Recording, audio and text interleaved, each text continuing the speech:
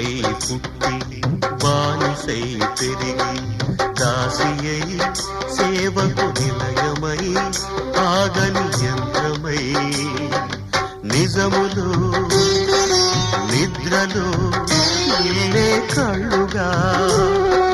వయసును సుఖమును చితిగా వెలిగించి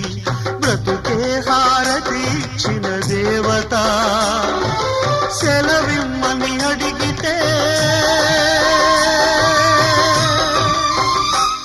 ఇక సెలవిమ్మని అడిగితే ఇది కనని విలని సంఘటన అపూర్వ సంఘటన ఇది ఎవ్వరికి ఇవ్వని వీడుకోని